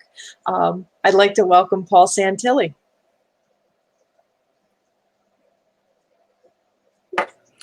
Hello, everybody. Deb, thanks for having me. And Thank you. behind the scenes man, Ben, we have a PowerPoint slide. So when I slide, general public, that means for you too. So as I'm waiting for the slideshow to pop up, here it comes. Quick highlight is that the Vet Center, here it is. So we'll go through it anyway. So Vet Center, we are nationwide organization. Ben, slide. Might be a little bit of a lag, so I'll just start talking and hopefully it'll catch up. So the slide is about myself. I am Paul Santilli. I'm a licensed clinical social worker here at the Vet Center. There's only one of us in Rhode Island. Multiple other states have multiple. Massachusetts has 6. Connecticut has 4. That's for the neighboring areas. But again, we are in fact nationwide. So I bring this slide up for a reason. In face-to-face audiences, a lot of the time it engages in questions. But for this purpose, I want it to be that if you are an employee of the Vet Center, you can be military, you can be retired, or you could be a complete civilian. So this is me. I am a veteran and still currently serving. But if that causes you to talk more, great. If it causes you to talk less, we have other employees who are not military as well. Slide, please. All right, so then this is going to be a video that we're not going to show you. Ben, please, to the next slide after that. Beautiful. All right, so the Vet Centers, I'm going to tell you what I'm going to tell you. I'm going to tell you, and I'm going to tell you what I told you. So this is kind of the Cliff Notes table of contents. So what we provide here at the Vet Center is outpatient counseling. We're nationwide. We're congressionally funded. One of the things I hate is the word free. Nothing is free. You sweat for it, you bleed for it, or somebody else pays for it. So when you come to the Vet Center, you'll never see a bill. And that's why I say it's prepaid for by your military service. Slide, please. So a little backstory about the Vet Centers. The Vietnam veterans came home and they didn't have a warm welcome. So Vietnam War technically ended in 1775. Nice try. 1975. And they didn't have a warm welcome. So the Vietnam veterans established these vet centers, and they became so popular that in 1979, big government, big VA said, we want to buy you out and we want you to do what you're doing. Luckily, the veterans at the time said, we agree with some stipulations, which I'll get into on the upcoming slides. But to tell you up front, it is who they hire and their confidentiality. So slide, please. So with confidentiality, we are federal employees, but we still are mandated reporters. So if you are actively suicidal or homicidal or neglecting elderly or children, we are to mandate that. But outside of that, especially if you're still serving in a military capacity, what you say here stays here. Now, the DoD, Department of Defense, and the VA have file sharing agreements. By congressional mandate, we are exempt from that. So if you're still in, you know the importance of being able to carry a security clearance, to be worldwide deployable, to carry a weapon. So these are things that are in place that you can get help because we want to retain you. We want to keep you healthy to fight the mission. But at the same time, if there is an imminent danger, we will report that. But we'll do it with the individual. We'll make it as comfortable as possible. We don't want you to fear seeking help. And this is part of that confidentiality is why it's so important. All right, next slide, please, Ben. All right, so Vet Center demographics, because this is on Facebook, this slide is actually relevant because these are the nationwide statistics. So when you come to a vet center, you are guaranteed to get a professional, somebody who's licensed in some degree or another. Maybe they be a psychologist, a social worker, whatever their certification is in. And then you'll have that split between veterans and non-veterans. Again, there are pros and cons for each individual for who they get partnered up with. And then, so not only veteran versus non-veteran, but also male versus female. Again, pros and cons to each, and the person receiving the counseling, they are in charge. So we want to make them as comfortable and we want to make them as productive as possible when they're in counseling. Beautiful. Slide, please. All right, so mission statement, pretty much it's, we deal with readjustment needs. When you enter the military, they do a lot of wonderful things to teach you how to confront the enemy, how to talk, how to do certain items. But when you come back and you're back in the American environment, some of those wonderful things that they teach you don't exactly go with daily life. So we're here to help you readjust from military environment to civilian environment. Slide. And I like this picture because oversimplifying it, people think when you join the military, this is what you get. Yeah, you get a uniform, you might get a weapon, and then here's a backpack full of all these lovely things. We deal with this on a regular basis, and each person may exhibit or show their behaviors of their either disability or way of life. It can manifest themselves with a behavior from the light end, you know, biting your fingernails, or to the heavy end, flashbacks and other things. So I like this slide because it's a quick, real down and dirty of, yes, we deal with that. All right, slide please, Ben. All right, so here we are. I said a whole lot up to this point. Now I want to break it down a little bit. So when somebody comes to the vet center, what do we actually do? So individual counseling is done, and that can be done in a lot of different ways. We have the old time way from Freudian, big beard, smoking a pipe, staring off into the ether, or modern times where it's more of a modern setting. Sometimes you'll wonder if you're in a corporate setting or like a counseling setting. That's good. And having that ability for the client to decide where they're comfortable is good. Group counseling. We have 3 different types of group. 2 of them I'll get into now. So the first one is theater specific. Everybody in this room has been to Iraq, Afghanistan, Vietnam. We still have a Korean War and World War II group. It's awesome when you see them pulling into the parking lot. But we merged the 2 because of the numbers. The second type of group that we offer is treatment specific. So everybody in this room has PTSD, anger, depression, and they want to learn how to lower the severity of what they have and how they are displaying it to the world. And then it's also building up that camaraderie because, as veterans know, we talk a certain way, we walk a certain way. And so having that group counseling is good. For the family and couples counseling, It is not uncommon for a veteran to have 3 counselors. The first one for their individual needs, the second one for the significant other's individual needs, and then a third counselor to handle the family or to handle them as a unit. This deals with bias. We don't want anyone to be biased. We want to make sure that all the needs are being addressed up front, and that's why it's very common to have multiple counselors partnered with one veteran or one case. For the other things that you see here on this list, you can consider us the dancing traffic cop, just as the previous speaker, Rachael, was saying. If you need something, you come in and you tell us, and if we can't do it, we will make sure you have that warm handoff. Not just call this phone number, but, hey, I want you to speak with, provided a name, phone number, and possibly email address. Slide, please. So as we're part of the VA, but we're a little different. The big thing outside of the confidentiality is our eligibility. So first and most commonly, it's a combat theater deployment. We verify this by the DD-214, which is your discharge paperwork from the military.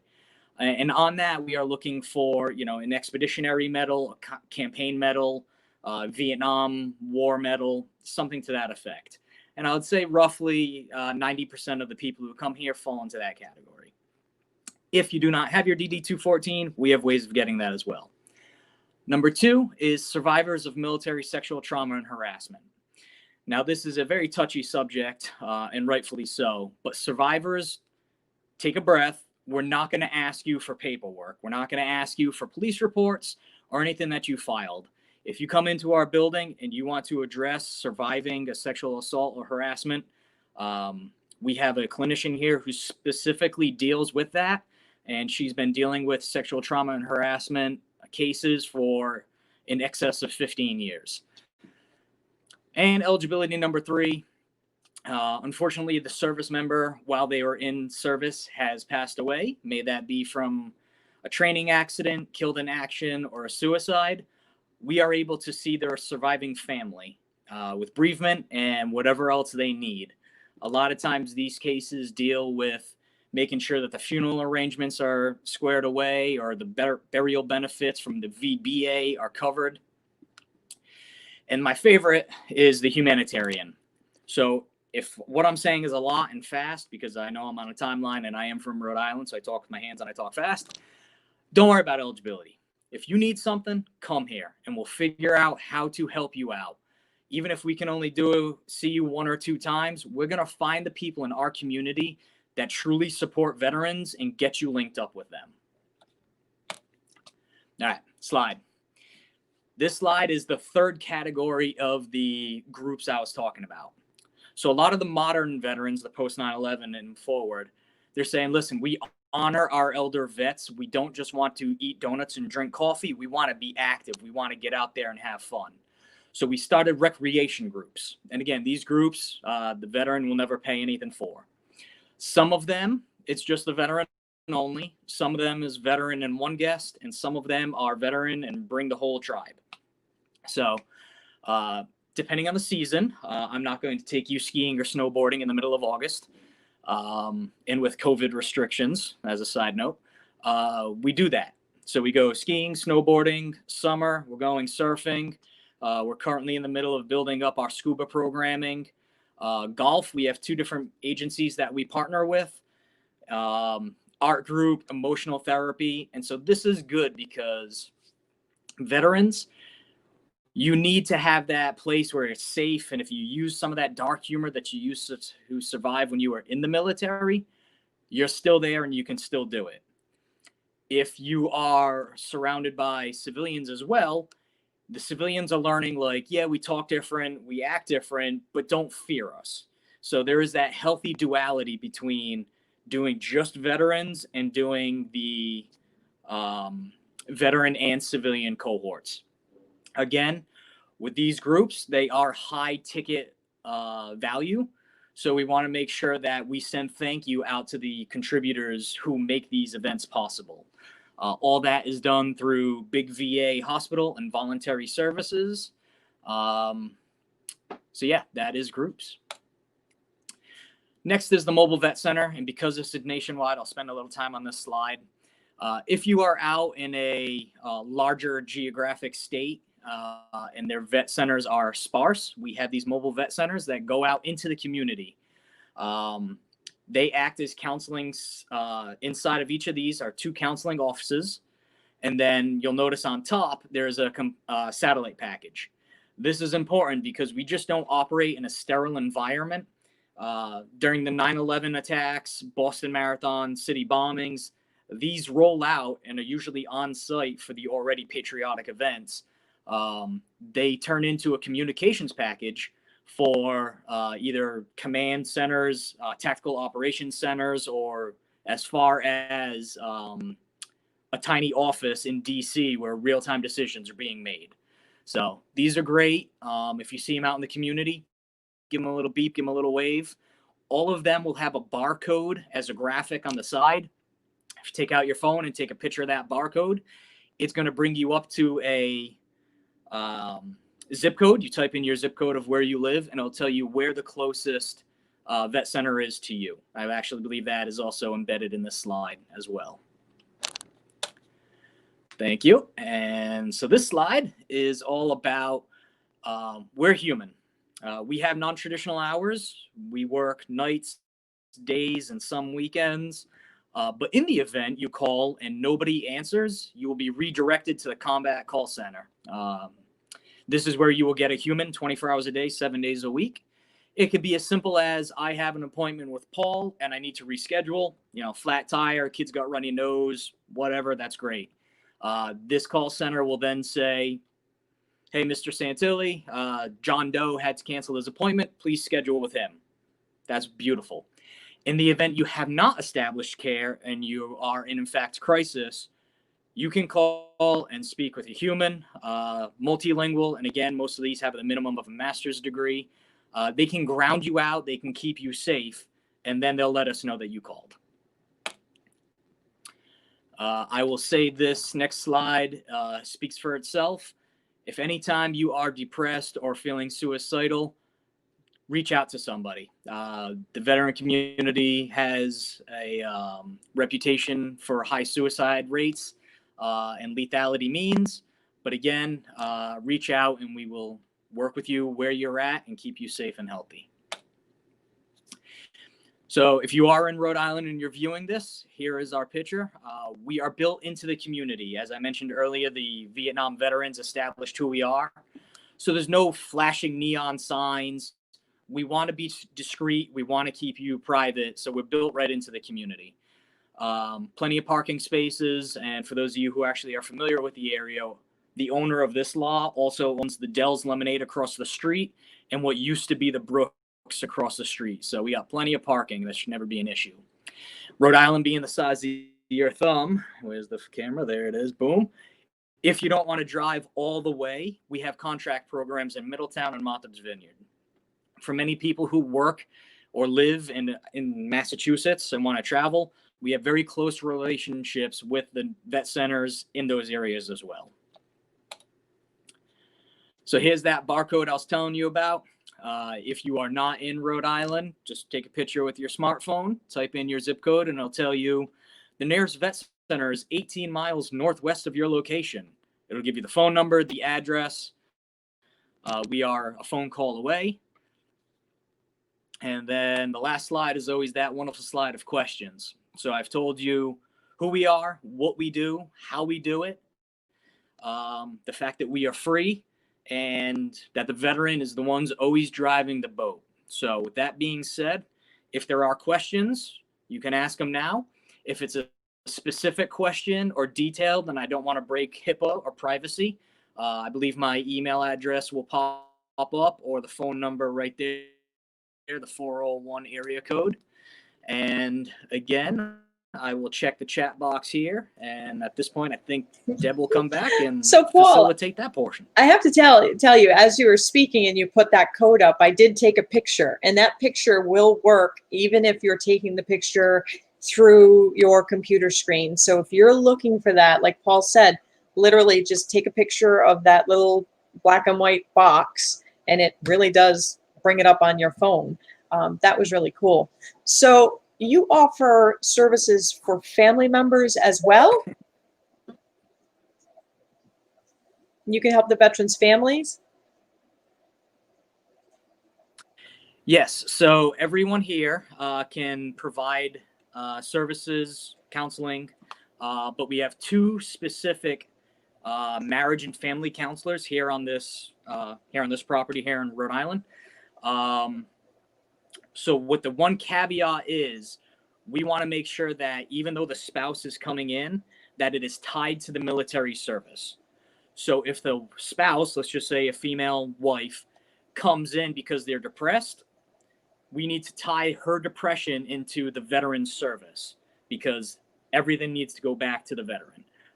As you imagine, with the divorce rates being what they are, if you are married to a veteran, we can usually make that happen without finagling anything.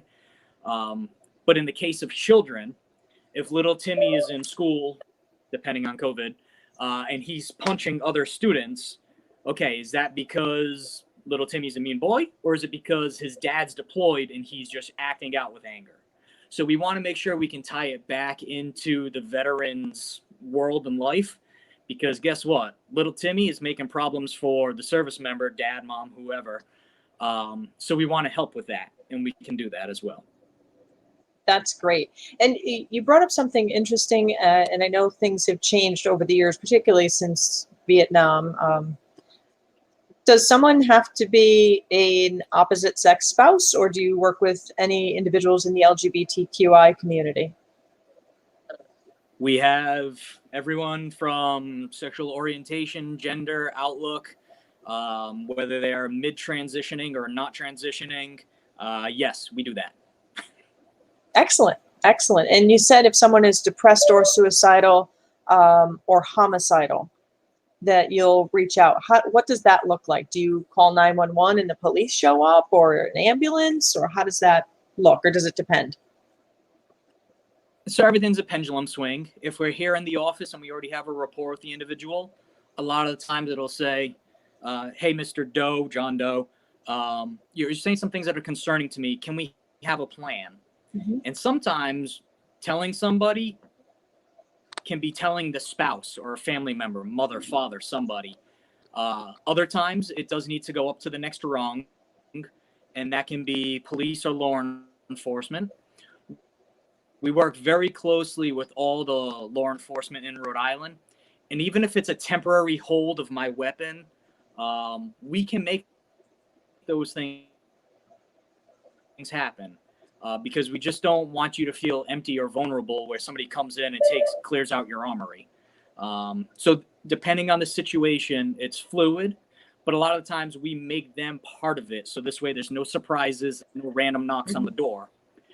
But in the event that we don't have that luxury, then yes, we will call the police, and sometimes we will go on the ride along. But if we're doing that, it's for a reason. We're not just there to sandbag it. Right. And I think the statistics say that there are 22 veterans a day that take their life. And that's not okay. And we as a community need to work really hard to improve that statistic. And if it's getting them connected with the vet center, or, resources that Rachael might be able to connect them to, or Dora or Kasim or Lawrence, that's what we need to do as a community to really wrap our arms around our veterans. 22 a day just breaks my heart. And I've seen some data that of those 22, it tends to be individuals who are just coming home from being deployed, or our older veterans. And I know a lot of times loneliness, isolation, depression, those happen as we age because we are alone. And now in the age of COVID, where we're isolated in our houses, makes it that much harder. Well, this has been great. There's a lot of talk about isolation and solitude. I kind of wish that it wasn't social distancing and it was just physical distancing, because it's kind of that mixed messaging. Some veterans actually thrive in this chaos, right? Because that's what we're trained to do. Others, it takes what they already have and multiplies it by bad. So again, depending on what the situation is, we're in tune to what the data says, and we are flexible. Many veterans say semper gumby, being flexible and being able to ride the wave. So That's awesome. Thank you. Any other questions? I can't see them, but Yep. My email address popped up. Yep. There. That's And we'll go from there. awesome. I thank you so much for participating. This has been great, and I'll make sure that your contact information is out there. Please reach out if you have any questions for any of our presenters. We're not done yet. I do need to thank the Lieutenant Governor's Office, Ben Barber, behind the scenes, Office of the Veterans Services, our sponsors, Raytheon, CrossCountry Mortgage, England Studio, Concord Home Health, our supporters, my board of directors, my amazing development volunteer, Judy Fortier, and amazing communications intern, Gabriella Zuccolo. And now, if you would all join me as I welcome Father Phil Salois, to lead us in a closing prayer and a moment of silence for those veterans, for those military members who did not come home. Welcome, Father Phil. Thank you. Thank you very much, Deborah. Let us pray. Dear Lord, today we honor our veterans, worthy men and women who gave their best when they were called upon to serve and protect their country. We pray that you will bless them, Lord, for their unselfish service in the continual struggle to preserve our freedoms, our safety, and our country's heritage for all of us. Bless them abundantly for the hardships they faced, for the sacrifices they made, for their many contributions to America's victories over tyranny and oppression. We respect them, we thank them, we honor them, we are proud of them, and we pray that you will watch over these special people and bless them with peace and happiness. We must never forget those that heretofore have not returned home to their families, those we call prisoners of war and missing in action. We call on you, dear Lord, to help all those seeking a full accounting and to bring them all home to their families and loved ones. And now let us have a moment of silence. Pause for a moment to remember all of our POWs and MIAs, those who are still not returned.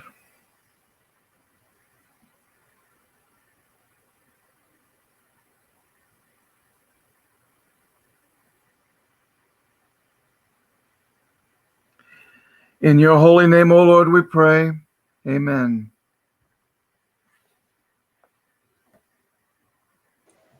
Amen. Thank you, everyone, for joining us today. I am very grateful for everyone's support. I hope that you share this information widely with your friends and family, as you know that there are many people out there who need this information. Thank you again. Be well.